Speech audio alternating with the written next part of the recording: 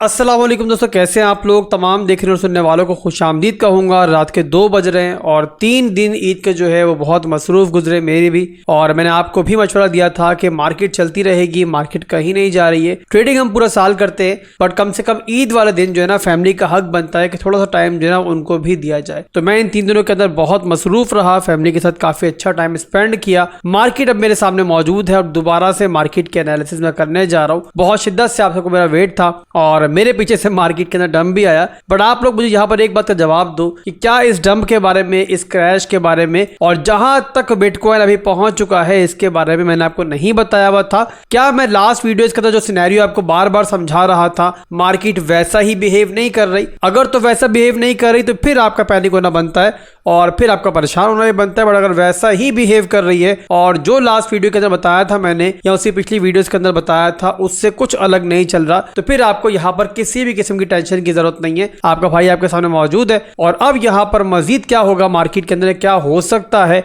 वो मैं आपको बताने जा रहा हूँ। तो बीटीसी का चार्ट ओपन है और सिर्फ बिटकॉइन का डिस्कस नहीं करेंगे बल्कि इसके अलावा हम इथेरियम को भी डिस्कस करेंगे। उसका एक बहुत बड़ा इवेंट अराउंड द कॉर्नर है और यहाँ पर कुछ बहुत जबरदस्त चीज मैं आपको इथेरियम के बारे में बताऊंगा। इसके अलावा एक और चीज वीडियो में डिस्कस करेंगे और वो है एफईटी, ओशन और एजिक्स का मर्ज। एक बहुत बड़ा इवेंट है इन तीनों एआई कॉइन्स के लिए और खास तौर पे जो इन ऑल्ट कॉइन्स के होल्डर्स हैं। और यहाँ पर पिछले दिनों के अंदर इन ऑल्ट कॉइन्स ने थोड़ा सा डंप भी किया था, तो वो लोग जो है खास तौर पे बहुत परेशान है कि जिनकी होल्डिंग जो है ना वो इस टाइम लॉस में चल रही है और वो यहाँ पर सोच रहे होंगे कि जो मर्ज होने जा रहा है क्या वो इन कॉइन्स के लिए अच्छा होगा या फिर ये इन कॉइन्स का दी एंड है। यहाँ पर तो यहाँ पर ये डिस्कस करेंगे क्या करना चाहिए इनके होल्डर्स को, क्या आगे हम फ्यूचर देख सकते हैं इनका। तो बिना किसी देरी की वीडियो को स्टार्ट करते हैं और बिटकॉइन के चार्ट से ही हम वीडियो को आगे बढ़ाएंगे। तो बीटीसी का चार्ट दोस्तों मेरे सामने ओपन है। डेली टाइम फ्रेम के अंदर मैंने चार्ट को ओपन किया हुआ है और ऑलरेडी मेरे चार्ट के ऊपर वीकली रेंज जो है वो ड्रॉ हुई हुई है और इसके बारे में रिपीट करने की मुझे जरूरत नहीं है कि क्यों ड्रॉ की है, कैसे ड्रॉ की है। ये आप लोगों को बहुत दफा समझा चुका हूं। सिर्फ सरसरी से बता दूं आपको कि यहाँ पर ये जो है ना हमारे पास 73,700 का जो एरिया मैंने मार्क किया हुआ ये इस रेंज का रेंज है, का एरिया है, ठीक है।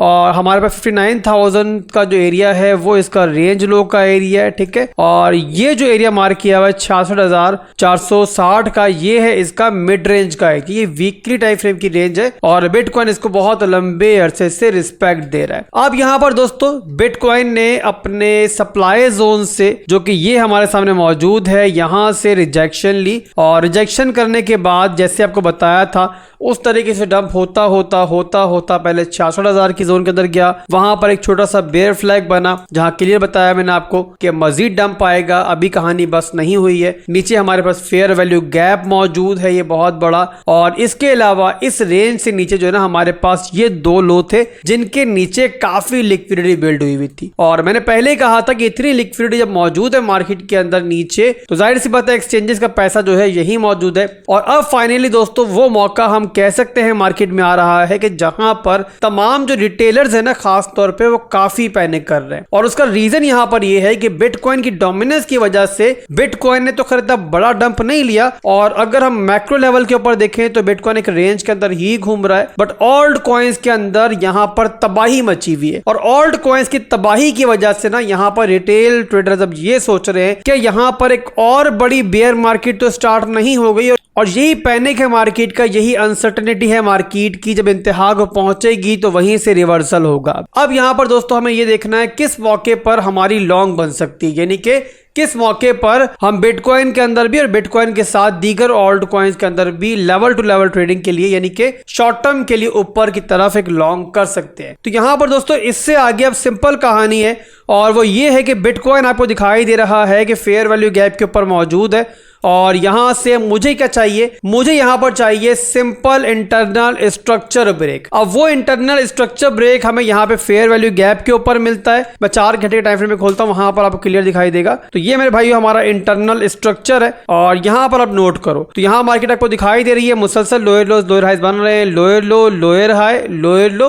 लोअर हाई, दोबारा एक नया लो मिला है। और अभी तक क्या हो रहा है कि मार्केट 4 घंटे के अंदर नीचे की तरफ डाउन ट्रेंड के अंदर इस तरीके से ट्रेवल कर रही है। मुझे यहाँ पर क्या चाहिए, मुझे यहाँ पर चाहिए इस तरीके से एक इंटरनल स्ट्रक्चर ब्रेक। जैसे मुझे इस तरीके से मार्केट स्ट्रक्चर ब्रेक होता हुआ दिखाई देगा, मैं यहाँ पुल बैक के अंदर लॉन्ग करूंगा और सिंपल नीचे हम स्टॉप लॉस लगाएंगे और ऊपर की तरफ हम टारगेट करेंगे अपने इक्वल हाइज को। मैंने पहले ही बताया था कि जब मार्केट में इक्वल हाइज बन रहे होते हैं ना, तो वो जब मार्केट ऊपर की तरफ जाती है तो मैग्नेट का किरदार अदा करते हैं, और ये मेरे भाइयों हमारे पास इक्वल हाइज मौजूद है। तो यहां पर हम इसको सिंपली टारगेट करेंगे और फिर बता रहा हूं कि उसके लिए सिंपल मुझे क्या चाहिए, मुझे चाहिए स्ट्रक्चर ब्रेक। अब वो स्ट्रक्चर ब्रेक मुझे यहां फेयर वैल्यू गैप पे मिलता है तो भी ठीक है, बट अगर मार्केट थोड़ा सा नीचे भी करेक्शन लेती है, थोड़ी डीप करेक्शन लेती है, तो उसके लिए भी मैं रेडी हूं। और उसके लिए मैं क्यों रेडी हूं और तब भी क्यों पैनिक नहीं करूंगा, मैं आपको दिखाता हूं डेली टाइम फ्रेम के अंदर कि डेली के अंदर हमारा स्ट्रक्चर आखिर क्या चल रहा है। यहां पर आप लोगों ने नोट करना है, तो यहां पर आप नोट करो मेरे भाइयों डेली के अंदर कि बिटकॉइन जो कि पहले डाउन ट्रेंड की तरफ था, lower low lower high lower low,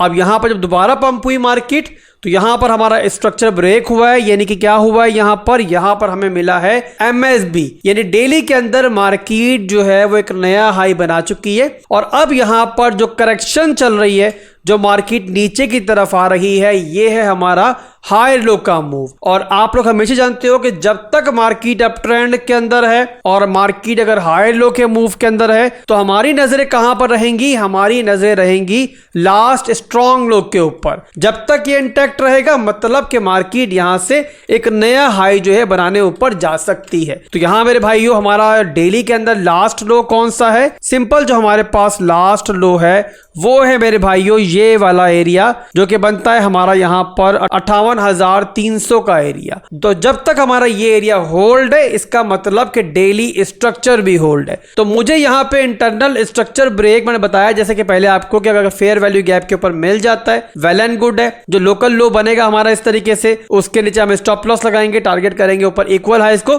but अगर मार्केट यहां से नीचे भी आती है तब भी क्योंकि हमारा नीचे लो जो है वो मौजूद रहेगा, इंटैक्ट रहेगा, तो यहां पर इस रेंज से नीचे हमारे पास एक और तगड़ी सपोर्ट भी मौजूद है। और फिर मार्केट को मैं देखूंगा इस सपोर्ट के ऊपर अगर मार्केट थोड़ा और डीप करेक्शन इस रेंज से लेती है। और इसी वजह से मैं अभी तक वेट कर रहा हूं और यहां मैंने लॉन्ग ट्रिगर नहीं किया है क्योंकि हमारे पास जो स्ट्रॉन्ग लो है ना वो नीचे की तरफ मौजूद है। और यहां पर अगर मार्केट मेकर्स मजीद लिक्विडिटी हंटिंग की तरफ जाएंगे तो जाहिर सी बात है हमें यहां पर उनकी लिक्विडिटी नहीं बनना है बल्कि हमें उनके साथ मूव करना है। इसीलिए यहां पर मुझे 4 घंटे के टाइम फ्रेम के अंदर स्ट्रक्चर ब्रेक यहां मिल जाएगा तो मैं यहां इस तरीके से लॉन्ग कर लूंगा ऊपर की तरफ। बट अगर यहां पे लॉन्ग नहीं मिलता तो सिंपली जहां मुझे इससे नीचे इस तरीके से स्ट्रक्चर ब्रेक मिलेगा वही मेरा ट्रिगर पॉइंट होगा और सिंपल मैं नीचे लगाऊंगा स्टॉप लॉस और टारगेट होगा मेरा यहां पर पहले मिड रेंज का एरिया 66,500 का एरिया और लास्ट टारगेट होगा मेरा ये इक्वल हाइस जो कि मैंने पहले बताया आपको कि मैग्नेट का किरदार अदा करते हैं।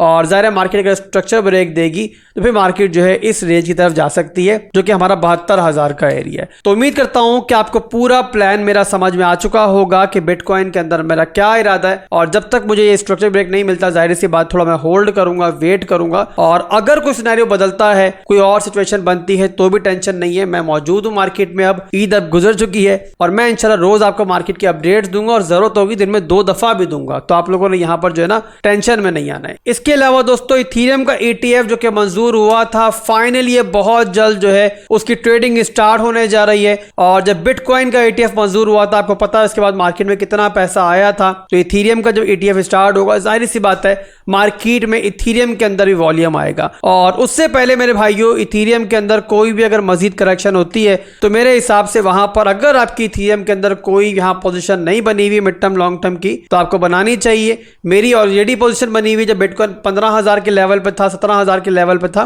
तो वहां मैंने इथेरियम के अंदर बहुत नीचे बाइंग की थी और मेरी कम्युनिटी ने बाइंग की थी। बट जिन लोगों की इथेरियम के अंदर कोई पोजीशन नहीं है तो वो इथेरियम पे नजर रखें। ETF ट्रेडिंग स्टार्ट होगी इथेरियम की तो वहां पर एक करेक्शन छोटी सी हमें मिल सकती है और वहां पर उस करेक्शन के अंदर जो है ना आप एंट्री अपनी बना सकते हो। तो आप लोग इथेरियम पे नजर रखो। फिलहाल के लिए इथेरियम जो है वो बिटकॉइन को ही फॉलो कर रहा है तो आप लोग नजर रखो बिटकॉइन के अंदर। जहां बिटकॉइन के अंदर हमारी एंट्री बनेगी तो वहां पर आप लोग जो है इथेरियम को भी देख सकते हो। और चाहो तो इथेरियम के अंदर बाइंग की वही स्ट्रेटेजी आप लोग इस्तेमाल कर सकते हो जो कि हम लोग SIP के लिए करते हैं, यानी कि एक पार्ट के अंदर एंट्री नहीं लेते हैं बल्कि 3 से 4 पार्ट्स के अंदर हम मुख्तलिफ प्राइस पर एंट्री बनाने की ट्राई करते हैं ताकि एवरेज बाइंग जो है वो बेटर रहे। इसके अलावा एक और बड़ी फंडामेंटल अपडेट भी इथेरियम के बारे में मौजूद है मार्केट के अंदर आज, और वो है मेरे भाइयों सिक्योरिटी एंड एक्सचेंज कमीशन की तरफ से। आप लोग जानते हो कि माजी के अंदर सिक्योरिटी एंड एक्सचेंज कमीशन जो है वो इथेरियम के अंदर अपनी एक इन्वेस्टिगेशन स्टार्ट कर चुका था कि जहां पर उनका ये दावा था कि इथेरियम जो है वो भी एक सिक्योरिटी है तो इस पर पाबंदी लगनी चाहिए। बट अब जबकि सिक्योरिटी एंड एक्सचेंज कमीशन ने यहां पर इथेरियम के ETF को मंजूर कर लिया है तो जाहिर सी बात है यहां पर ये इन्वेस्टिगेशन भी अब दम तोड़ती हुई दिखाई दे रही है, और finally security and exchange commission ने यहां पर इन्वेस्टिगेशन को जो है वो यहां पे ड्रॉप कर दिया है। तो इथेरियम के लिए एक और अच्छी खबर है, और आने वाला फ्यूचर जो है वो बिटकॉइन के साथ अब इथेरियम का भी जो है बाकी ऑल्ट कॉइन्स के मुकाबले में काफी ज्यादा बेहतर दिखाई दे रहा है, और अगला बुल मार्केट जो होगा वो इथेरियम के लिए भी एक बहुत बड़ा बुल मार्केट हो सकता है। इसके अलावा एक और बहुत बड़ा इवेंट है मार्केट के अंदर जिसपे बहुत लोगों की नजर है, और वो है FET, ओशियन और एजिक्स का मर्ज।